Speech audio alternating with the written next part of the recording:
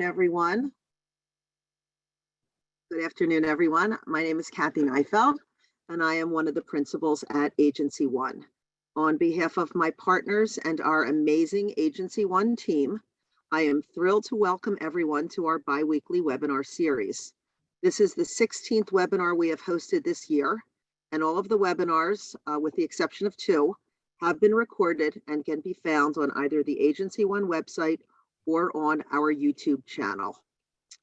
For those of you that are new to Agency One, a brief introduction.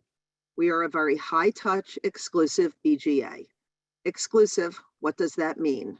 We have a platform called the Agency One 100, and one of our guiding principles is to work with a small, select group of advisors in a very large way.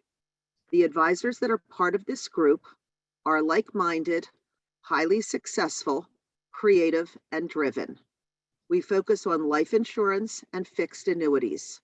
If you have other needs like disability or life settlements or standalone long-term care, we have strategic relationships with the best providers in the industry to refer you to.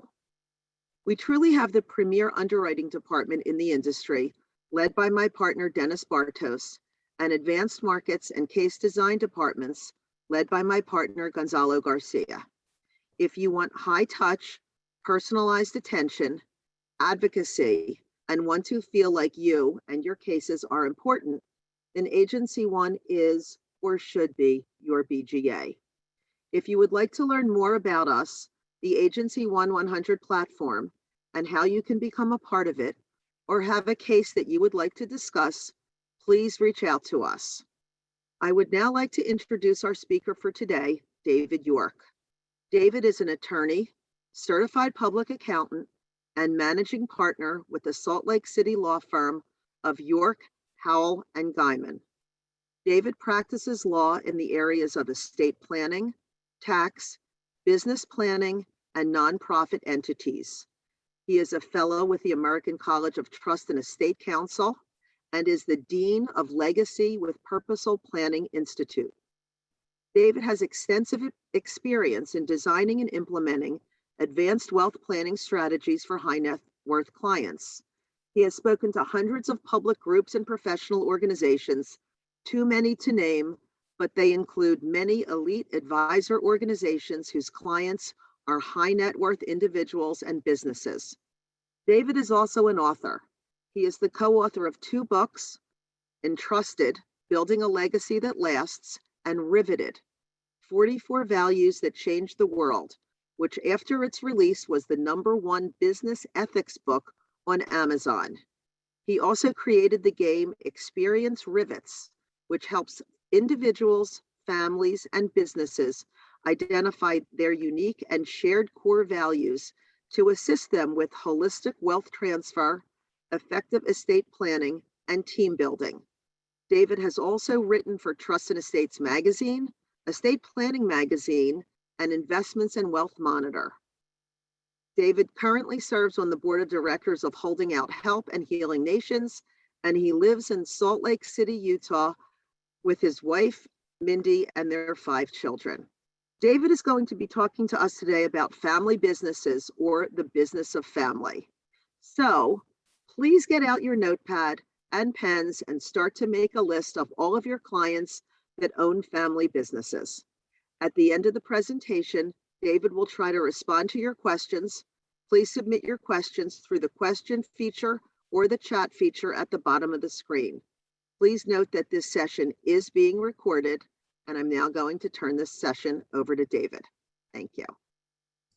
Thanks, Kathy. I really appreciate the chance to talk to you guys and talk about family business, which I very passionate about. It may come out in the course of the presentation, and I know everybody's busy and scrambling, trying to figure out what's going on in Congress, and at the end, I guess if there's questions, happy to brainstorm some of those as well. But in the meantime, again, I really appreciate the chance to talk with you guys. You know, thinking about family business, I'm reminded of the businessman whose daughter was getting married, and so he really wanted to invite the son-in-law not just into the family, but really do so in a meaningful way. So he sat down with the son-in-law and he said, look, I want you to feel like part of the family, and the business is such an important part of that. So I've transferred you half the business, half the ownership of the business. All I ask is that you go and you work in the factory to build and to learn how we make our money. And the son-in-law said, boy, that is such a great offer. So grateful, appreciative for that. He said, problem is I don't really like noisy factories. I don't really like all the dirt and the grime. And the father-in-law said, okay, well, I guess we could have you work in the office, learn the office operations and things like that. And then the son-in-law said, oh, he's just so generous. He said, but I don't see myself as someone behind a desk working, toiling day by day in an office building in a stuffy dress shirt. And the father-in-law started to get a little annoyed. And he said, look, you don't want to work in the factory. You don't want to work in the office. What am I going to do with you? And the son-in-law replied, well, I guess you could buy me out. Unfortunately, too often, I think that's what family businesses can be like. As I think about my favorite clients, invariably they're the family businesses. We'll talk about why, but we'll also talk about some of the challenges. It's interesting. Back when you could travel and leave the country and do fun things, my wife and I we went to Verona, Italy, and we did a little bike tour, and we actually went out and visited a winery. And this is the Caperso Winery. This is pictures from it. And they're a 5th generation winery, started in 1896. They're on about 40 acres. They produce about 20,000 bottles a year from the best 20% of the grapes that they have. And I was talking with the daughter, who's the 5th generation. She's getting ready she's raising the 6th generation on the property. And I asked her, I said, what is the secret of a growing, vibrant 5th generation business? And she said, it's one word. So I want you guys to think about that word. If you want to throw it in the chat as we go along, I'd love to see what some of your guesses are. But I want you to be thinking about what that one word might be. But in the meantime, let's talk a little bit about family businesses and what is a family business, right?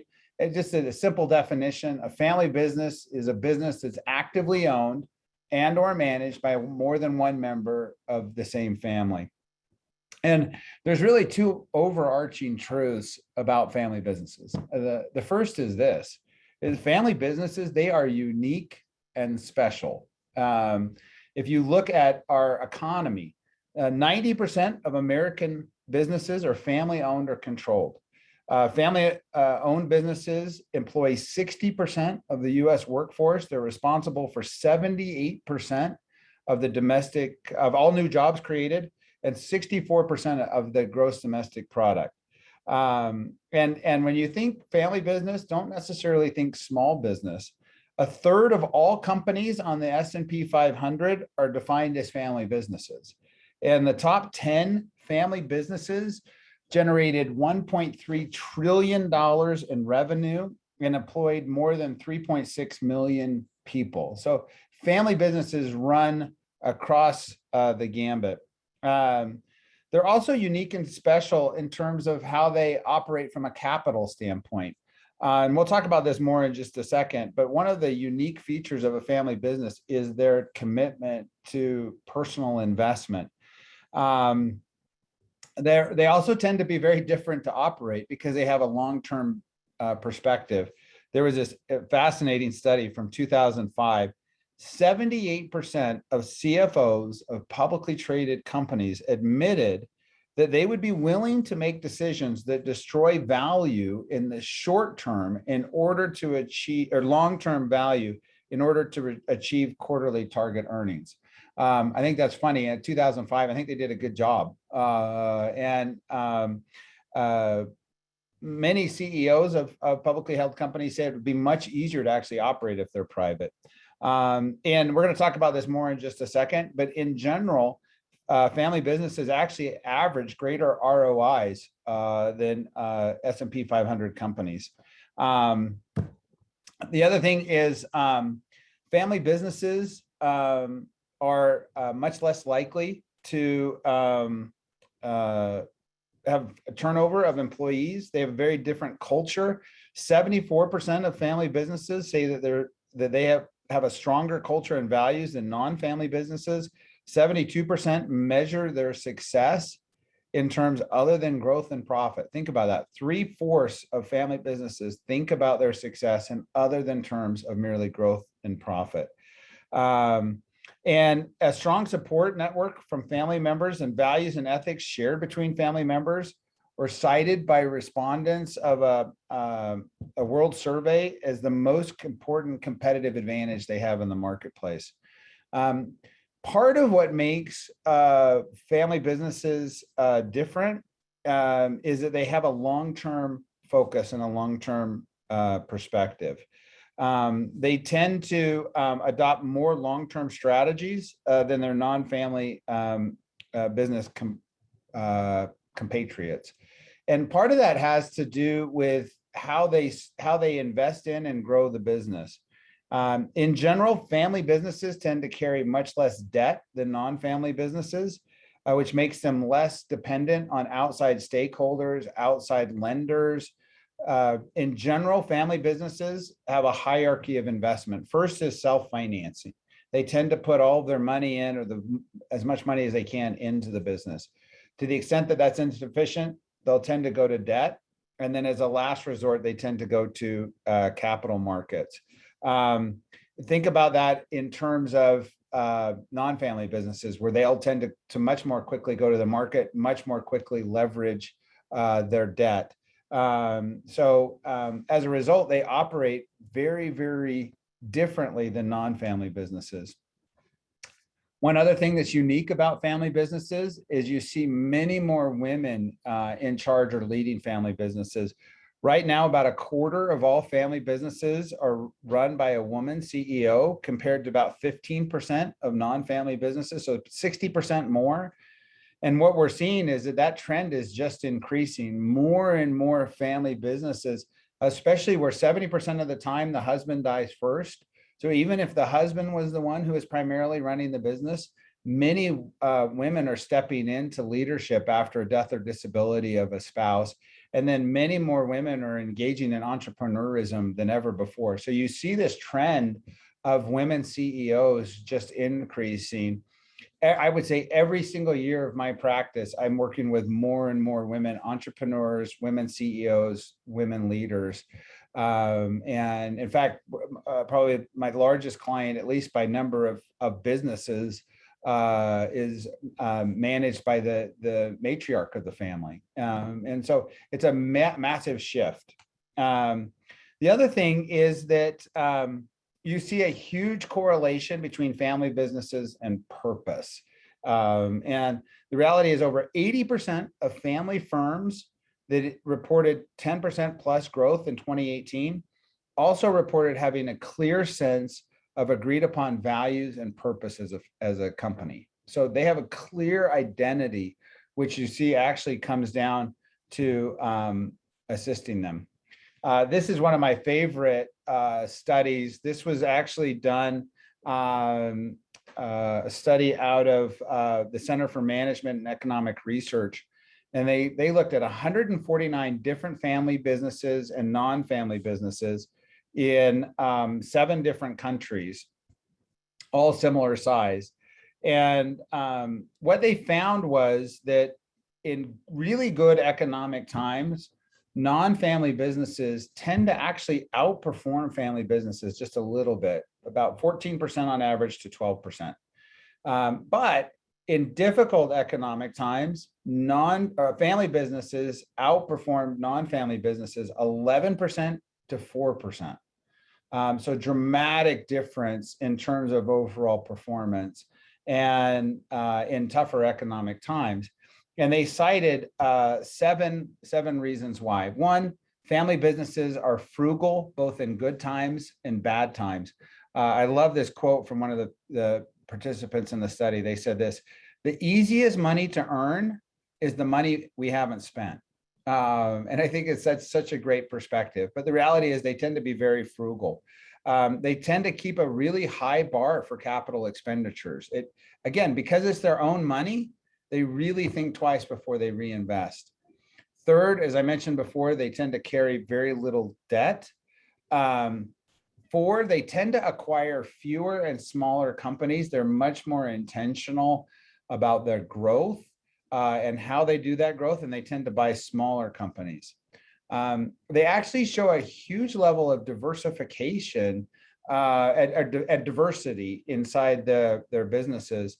Family businesses tend to have 46% diversification versus 20% in non-family businesses. So they tend to be much more diversified. They also tend to be more international. That was one of the surprising facts. And I think you'll see this if you spent time with family businesses. They tend to attract and retain employees longer. They have on average 20% less turnover in a family business than a non-family business. So all of these factors really help position them for long-term operations and for surviving those dips and downturns in the economy. So that's all the good news. So what's the bad news, or what's the concern with family businesses? Well, the first is that they're at risk. Recent study, only 16% of family firms have discussed and documented a succession plan in place. 47% of family business owners expecting to retire within 5 years don't have a successor. Only 13% have a clearly established successor in place. And 70% of family businesses want to transition to the next generation, but only 30% actually do. And to the next generation, only 10%. So 70% of family businesses want to be multi-generational, only 10% are actually able to. And this is some of these reasons, or some of these things I'm going to talk about, are where I think you guys as advisors can provide just tremendous value to your clients. The next is family businesses are aging. The mean age of family control in a family's core business is 60. Generations are more unique and different than they've ever been. I mean, if you think about it, if you had someone born in 1850, 1870, and 1890, they would have had some different experiences in life, no doubt. But for the most part, they would have experienced much the same things when it comes to technology, to values, to perspective, to life experience. You take someone born in 1950, 1970, and 1990, they grew up in three different worlds, three completely different worlds. And so family businesses, as they're multi-generational, tend to struggle with the fact that that they're all so unique and so different and come with very, very different perspectives. And then the reality is, business at its essence is about accepting risk. And when you have a family business, you're not only risking your business, you're risking your family as well. And that can be a cause of stress for a lot of businesses. There was a fascinating study done among high net worth business owners, families, and they said, what are the risks that you see in the future? As you look to the future, what are the risks that you see that could potentially disrupt the family, disrupt the business? 41% said estate and financial planning risks. 36% said economy, business, financial market risks. 16% said political and tax risks. That was before these last couple of weeks. Maybe that'd be up higher. Only 3% though said, or 7% said the risk was family dynamics and relationships. But then what they did is they went to families where it failed. The business was lost, the family lost their fortune, the relationships were destroyed, where there was just absolute failure. And they said, what actually got you? 60% said lack of communication and trust in the family. 37% said unprepared next generation. And only 3% said failures in estate planning, tax, and financial investing. So in other words, what we tend to focus on is the 3% problem. And what families are failing to address is the 97% of the problem. And so I think it's really important to realize that and make sure that we don't focus on the wrong thing. That said, there's different kinds of family businesses, and I just want to kind of quickly go through these. The first is what I call the siloed family business. That's, the two hat family. We put on our work hat in the morning, we put on our family hat in the evening. It's kind of reminds me of the Ralph Wolf and Sam Sheepdog. You remember the old cartoons where the two would just go after each other all day and then they'd go home together when they were off work. This is very difficult. This is very rare. Most families can't create those lines of separation between the two. What's much more common is the overlapping family business. That's one where, they try to keep the two separated, but there's always some bleed over. There's a little chat about the business at dinner. There's a discussion on expansion at Thanksgiving. There's those kind of things that are going on.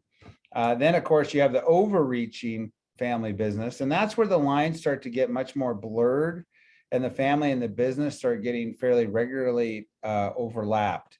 Discussions, you have work discussions at home, you have home discussions at work. Then you have, of course, the business is the family, and the family is the business, family business.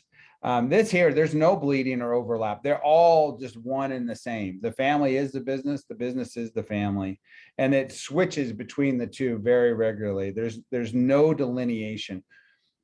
I grew up in a family business, and this was kind of how it was. Everything was the business and in the family, and it can be very, very overwhelming for those involved. And you see this quite a few times. This is the his, hers, and ours family business. This is where some people are in the business and some people aren't in the business. And you have families where we've got some kids that are involved, but some kids are off doing their own thing. And so there's some overlap and separation, but there's times when things are separate. And this can be a blend of any of the other four. And then unfortunately, this last one is one I think tends to be the most tragic. It's the in and out family business. And I don't mean the burger place. What I'm talking to is the situation where if you're not in the family business, you don't feel like you're in the family. And I was working with a family once, and we were doing kind of a family retreat. And there were 4 kids that were in the business, and there were 2 kids who weren't. And so the 4 kids and the mom and dad were all talking business, and the 2 were off by themselves, completely. They didn't know what to say. They didn't know what was going on, what was being discussed, and they were complete outsiders, unfortunately.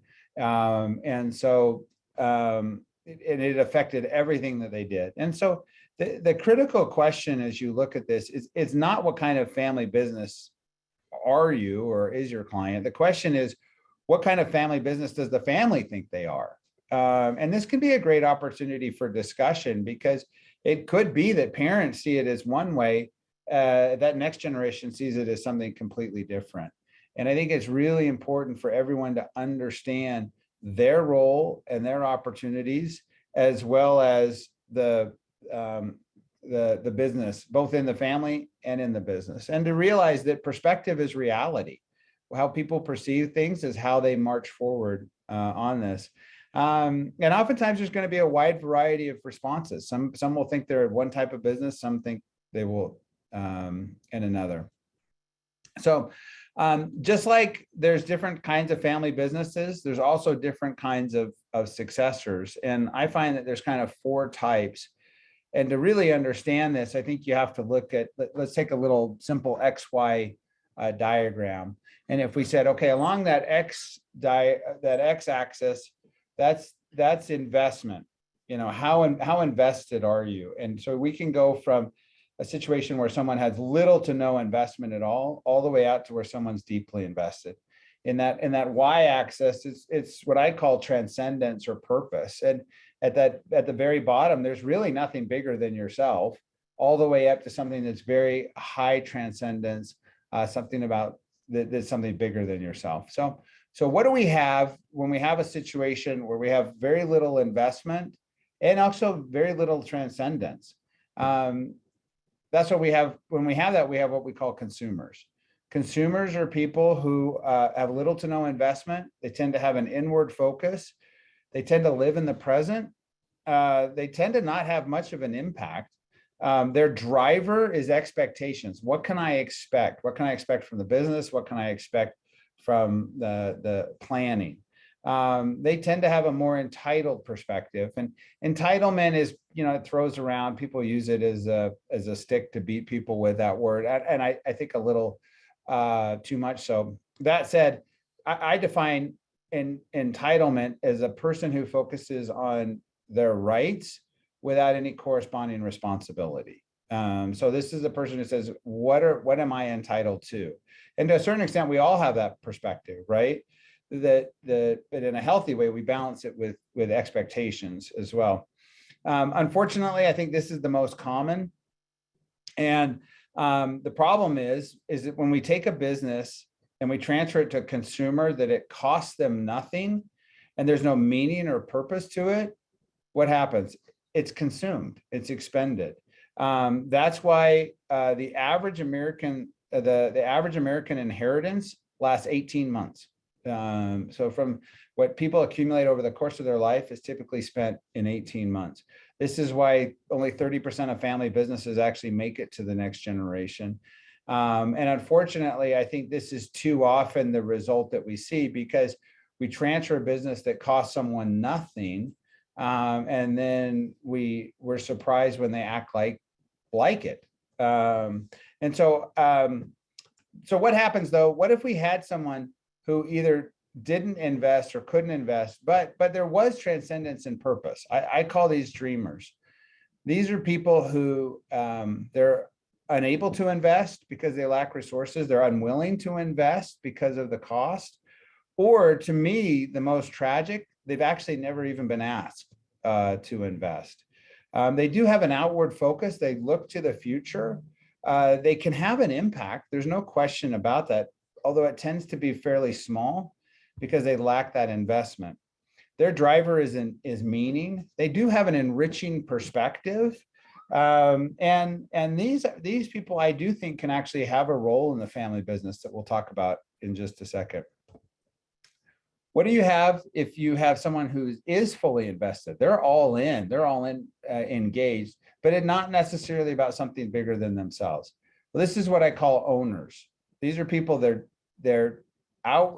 deeply invested. They have an inward drive and focus. They live in the present. They see the world as it is. They have a significant return, but because of that lack of transcendence, it tends to be more short-term. Their driver is return. They have an enterprising perspective, and again, tend to be much less common. These are your builders. These are your people who are fully engaged, fully invested, and we have, we all work with builders or owners on a regular basis. But what happens if you had someone who was both fully invested and it was in something bigger than themselves? Those are what I call the stewards. Stewards are people who are deeply invested, and yet they have an outward focus. They live in the present and in the future. What I mean by that is they see the world as it is, and they see the world as it can be, and they work to connect those 2 points together. These people have profound and lasting impacts. Their driver is purpose. And purpose and impact come from that combination of transcendence and investment. They're fully engaged, and it's in something bigger than themselves. They have an entrusted perspective, not entitled, not merely owners, but then trusted. And they see themselves as stewards of what they've been given for a period of time. And these, honestly, these are the happiest people. These are the happiest clients. They're fully engaged. They're fully invested. So what do you do if you have these different kinds of consumers? So if you have these different inheritors. So if you have a consumers in your next gen, consider selling the business, because the reality is you can either sell it now while it's worth something, or the consumers can sell it later after they've lowered the value. if you have dreamers, consider separating it. It's not uncommon that family businesses will actually have their dreamers come in and engage in the culture and the vision of the business, but they'll bring in operators who have the ability to grow and invest the business and invest in the business over the long term. And so consider separating that out, bringing in experts or operators to run the business and engage those dreamers in the high vision. If you have owners, structure it. Let's look at, are there ways that we can sell the business to that next generation now so that they can be invested? They bring the cost to that. And as such, that it brings value. I had worked with a family business. Actually, my partner did. It was years ago, and it was a sale of an insurance agency. And Dad went out, valued the business, ultimately sold it to the next generation for the full fair market value to the son. And the son was making payments. Dad had retired down to Arizona, and the son called him up after a couple of years and said, "Hey, I'd like you to come up. I'd like to meet with you for dinner." So the dad said, "Okay." So flew back up to Salt Lake, and they sat down at dinner, and with tears in his eyes, the son presented his dad with a check for the remaining amount of the business. And he said, "Thank you so much for believing in me and believing that I could take this over." And the value that he received from having worked for it and paying his dad was invaluable. And quite frankly, it also helped his dad to provide resources for that next generation. And so we'll talk about that in just a second. But then if it's a steward, look at sharing it. Stewards, again, those are the ones among your family who are fully invested, but it's about something bigger than themselves. And so they see themselves as being not owners of the property, not dreamers of a vision, but entrusted with the opportunity. And these are the businesses that are built to last.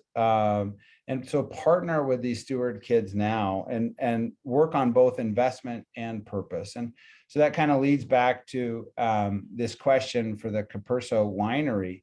What's the secret of a vibrant fifth generation business? I see someone put in the word trust. That's a great word.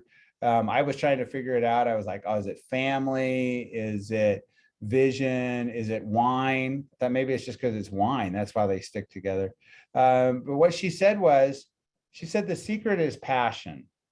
But what I loved is how she described it. She said this: it's a beautiful work, but it's also very hard.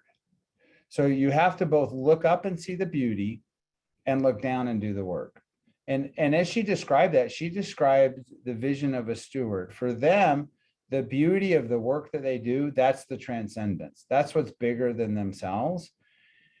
But that beauty then leads to that investment and that all-in hard work, which allows that beauty to then represent itself. And so it becomes kind of an upward spiral, if you will, of those two pillars of investment and transcendence that I think should be the key to any type of stewarded or intentional succession. So what I want to end with is 5 ways that I think family businesses can build and foster and encourage stewardship.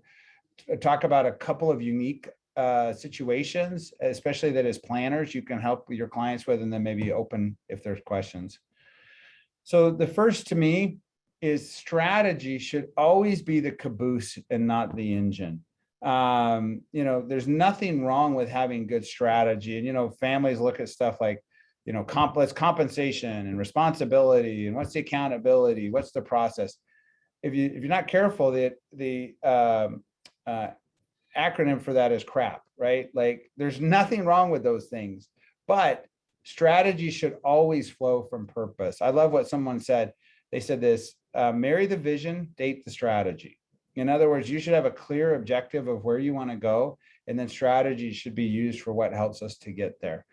But we should never focus just on the strategy of what we're going to accomplish. We should have a vision for where we want to go. Second, it's critical not to focus just on money, but on meaning. You may have seen this study. There was a fascinating study that came out a few years ago. And what they looked for was a correlation between the amount of money that people made and the relative happiness that they felt. And to no one's surprise, they found that as you make more money, you tend to have higher perceived levels of happiness. But what surprised them is that it leveled off and it actually started to go down. And in the United States, it was at about $90,000. They found that the perception of happiness as people who made more than that actually started to go down. And the researchers identified 3 reasons for this. The first is the amount of additional work and stress that it takes to make more money. It just takes a lot more work to make more money. 2 was the unhealthy social comparisons. As you start to make more money, you start to look at how much other people have, and it starts to actually impact your happiness. In fact, I saw a great study that they looked at the size of homes from 1970 to today. The size of an American home is about doubled. And yet in that period of time, our overall level of satisfaction with homes has not changed at all. So even though our homes are twice as big, we're not any happier. But they did find one factor that actually reduced the level of perceived happiness of a person's home. You know what that is? It's when someone in the neighborhood builds a bigger home. So when another neighbor builds a bigger home, your actual perception of your home actually goes down. So, but then the third, which I thought was most fascinating, is that you shift at 90,000 from needs to wants. What they found is in the United States at about 90 grand, you can get just about everything you need. Then you switch to what you want. And needs can be quantified, but wants are insatiable. And so many of my clients focus on trying to provide more for their kids, try to make the sale of the business better for them, try to have them make more money, without realizing that in some ways you can actually work against the actual happiness of the next generation. So what should you focus on instead? There's a great book called The Power of Meaning by Emily Smith. And in there, she identified 4 key elements for meaning. The very first one is, number one, when it comes to meaning in life, is a sense of belonging. A belonging to a family, belonging in a business, belonging in an affinity group, belonging with a group of friends, so critically important. And the critical part of that is relationships of mutual care and frequent pleasant interactions. So it's really critical to have a sense of belonging. I worked with a family business once that they would have these contentious family meetings, and then they would go out to dinner afterwards. And sometimes people were upset or didn't want to go to dinner. They didn't like how someone talked to them or whatnot. So what they did is they actually reversed it. They switched it so that their quarterly business meetings were at a bowling alley. And they spent 2 hours bowling and eating burgers and greasy fries and chatting and catching up with family members. Then they went to the boardroom, and it fundamentally changed how they worked together, because they remembered that they actually liked each other and that these were siblings and cousins and family members.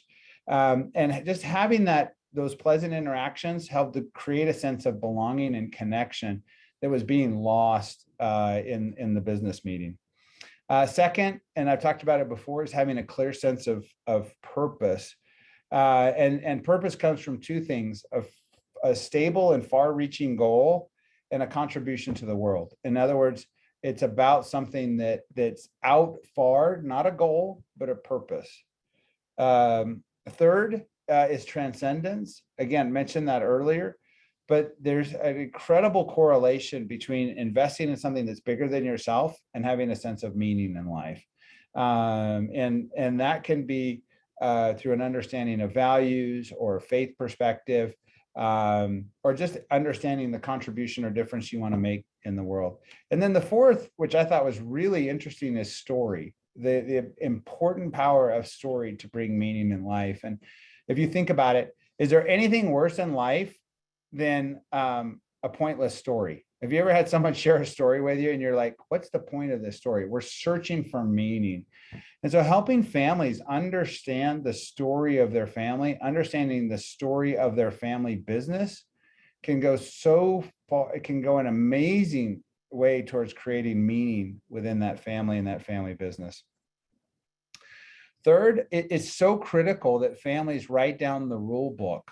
In too many family businesses, there's a complete lack of clarity and a complete lack of understanding. And so what I tell family businesses, and I tell this to all my high net worth clients and to family businesses, is that everyone in the family business needs to understand three fundamental questions. First, what can I expect if I'm part of this family business? Two, what should I not expect simply because I'm part of this family business? And third, what's expected of me? And it's amazing to me in how few family businesses and in how few high net worth families do people know the answers to those three questions.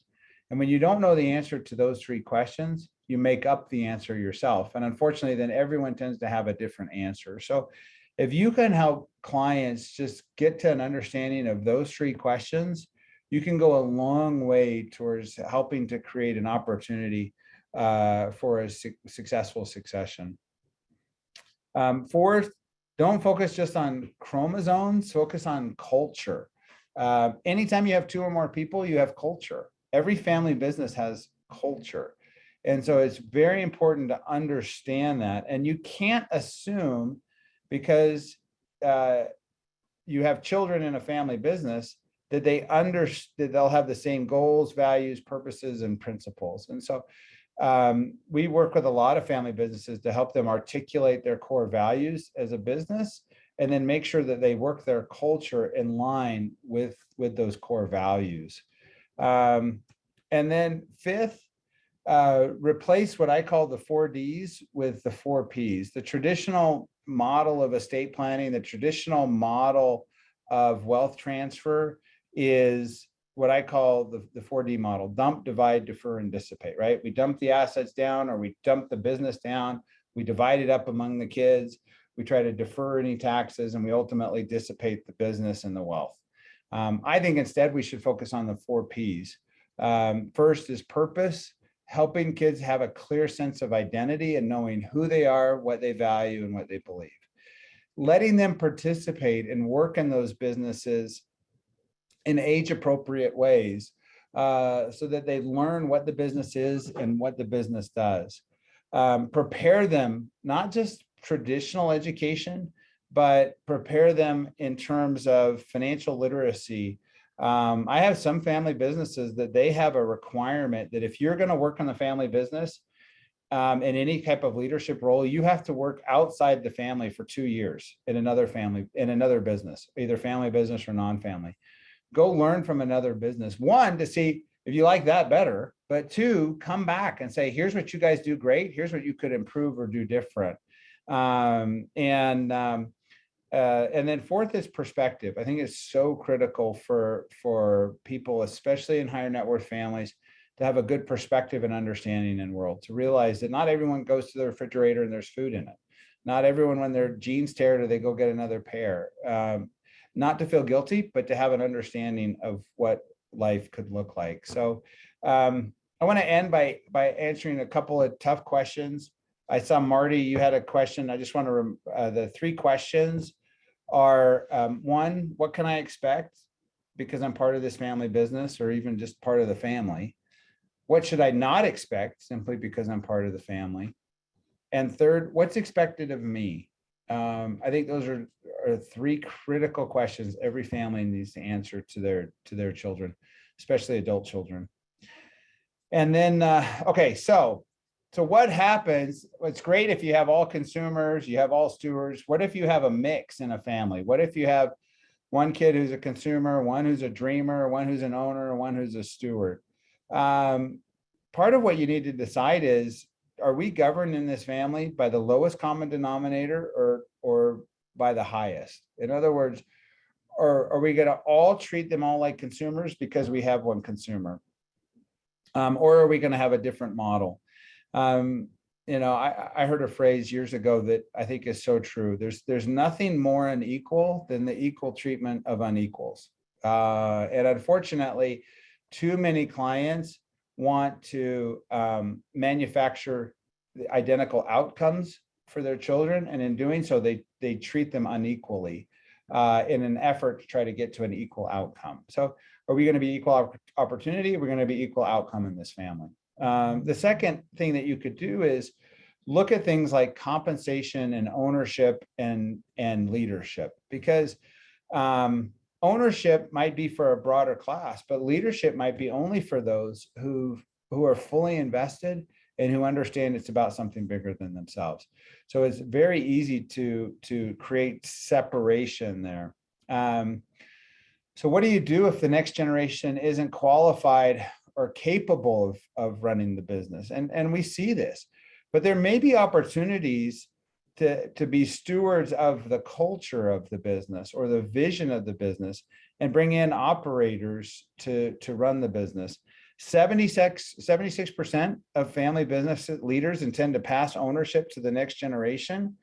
So while a high percentage do, a quarter plan to enlist outside management to oversee the actual running. In fact, right now, anywhere between 10 and 15% of family businesses are actually operated by non-family executives. And I'm seeing that trend occur more and more, where family businesses may continue to own the business, but they're bringing in operators from the outside to help run the business. And then what if there's some family members who are in the business and not in the family business? And I think if there's two things that you could help as a financial advisor with your clients. First is helping walk them through that succession planning and the intentionality of that succession planning as early as possible. Too many family businesses wait too long. In fact, I was working with a family business and great, vibrant family business, great family dynamics, but literally two of the children were about to take job offers from a competing business, not because they didn't love working in the family business. They didn't know what their future was. They didn't know what would happen to the family business and if it was going to stick around. And so they said, maybe it's time to go try something else because I don't know what's going on here. So helping your clients answer those questions, come up with a succession plan. But the other problem that family businesses have, and I mentioned this earlier, is they tend to reinvest and reinvest and reinvest. And as such, they tend to be very undiversified in their overall estate. Many family businesses I see 60, 70, 80% of their net worth is tied up in the business. And especially if you have children who are not in the family business, how are we going to deal with that? So for a lot of clients, we look at things like life insurance, we look at outside investing, providing other opportunities so that if we want to try to transition the business to the next generation, we have the opportunity to provide other assets to kids who aren't in the family business. Or we come in and help that next generation, again, through life insurance, through saving, retirement planning, build up funds so that they can acquire the family business from mom and dad and provide resources that then can be divided among all the family members. So it's really important because it's a very common trait in family businesses to see just an incredible lack of diversification that helps the business survive, but it can ultimately cost the family in the long run because of those lack of resources. So maybe with that, I'll open it up. I saw Dallas's question.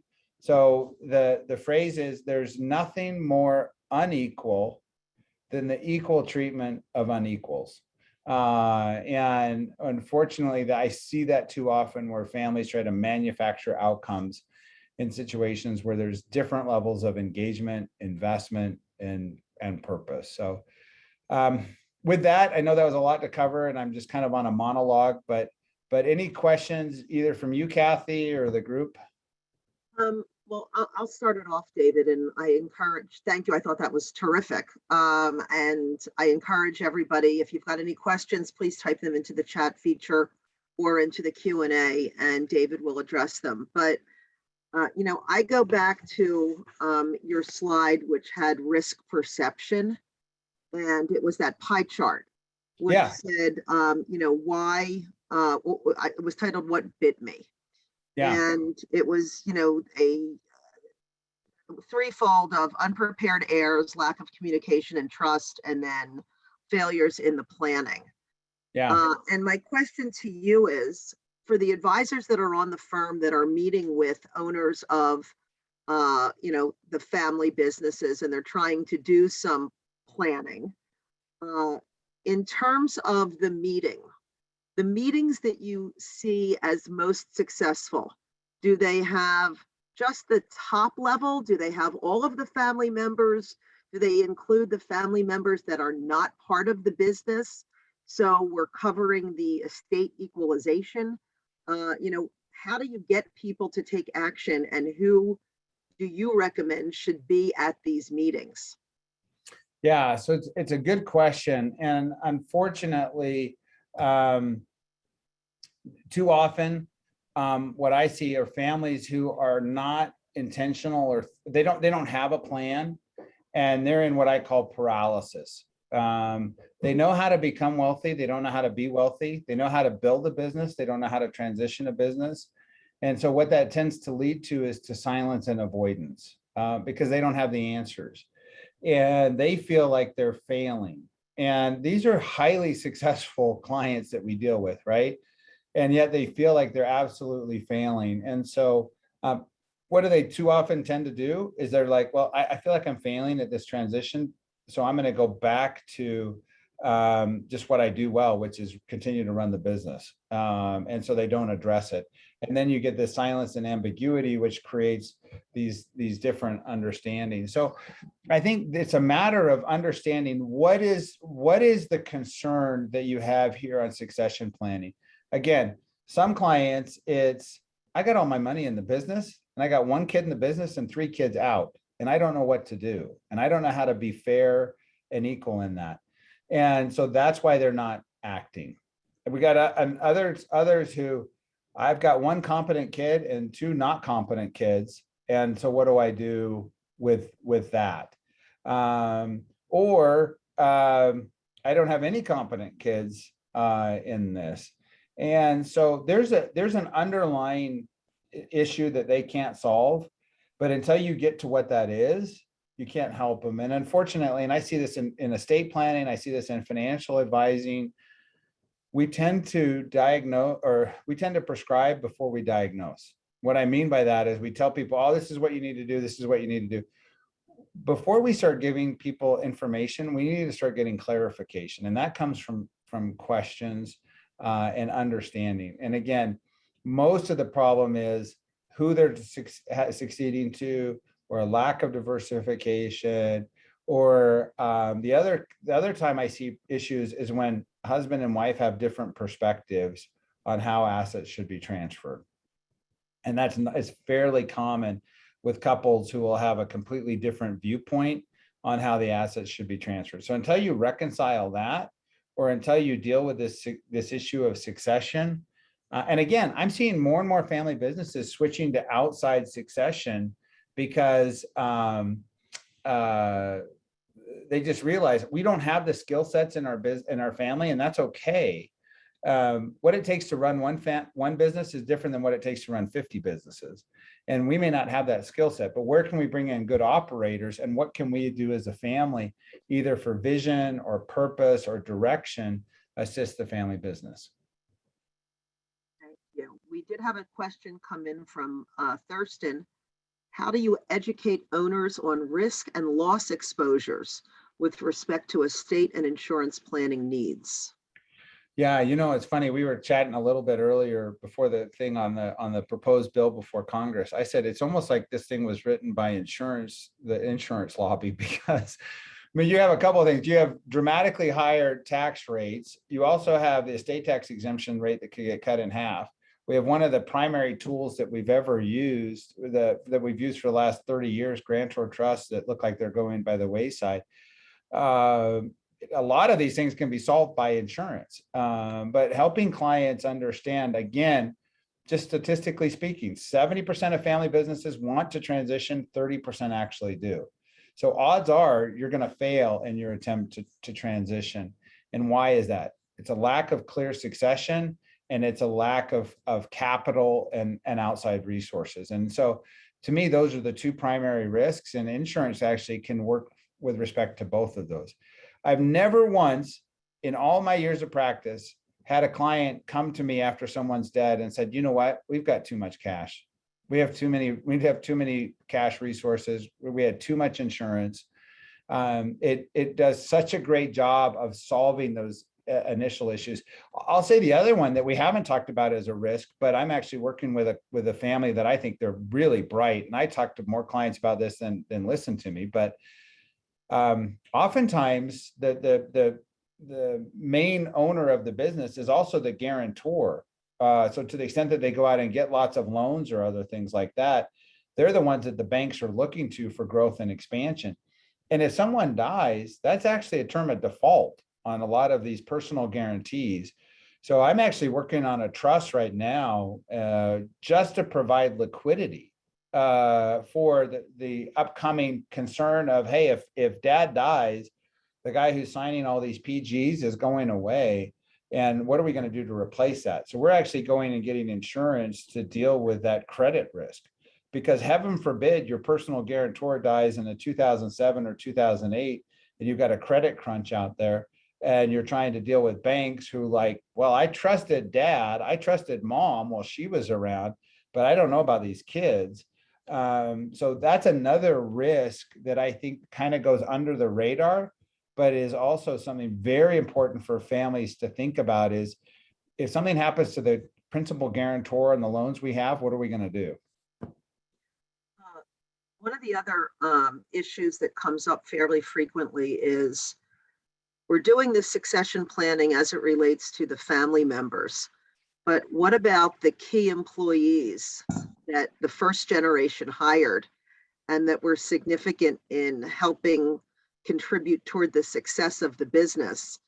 And now the owners are looking to leave that business to the second generation that may not find these employees to be as valuable as perhaps the parents thought.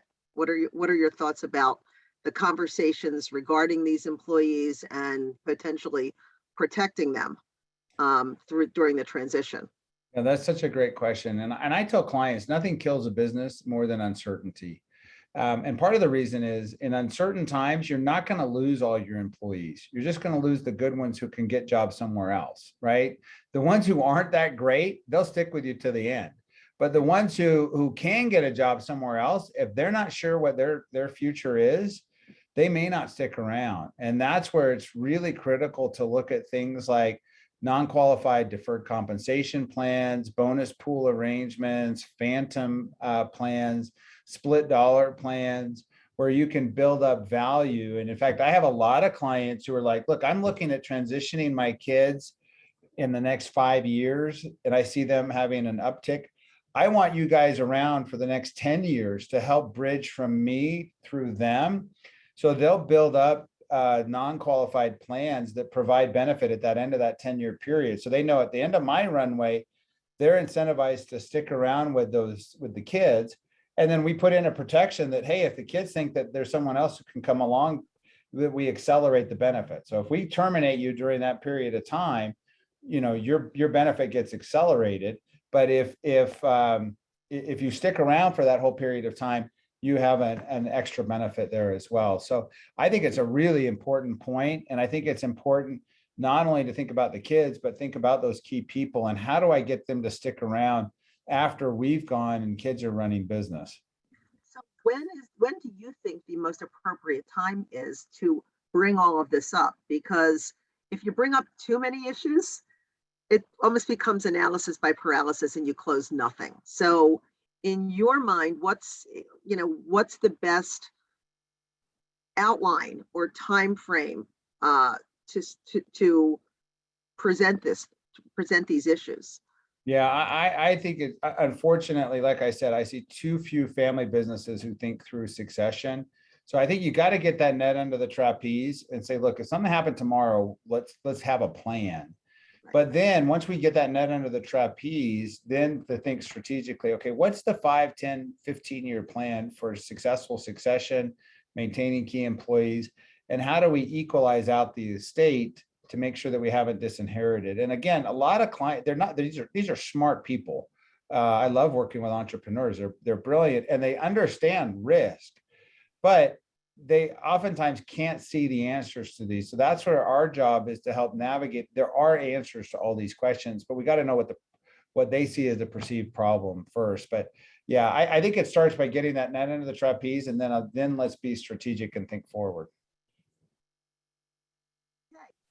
David, we are at the top of the hour, and this has been terrific. Thank you. I don't see any additional questions.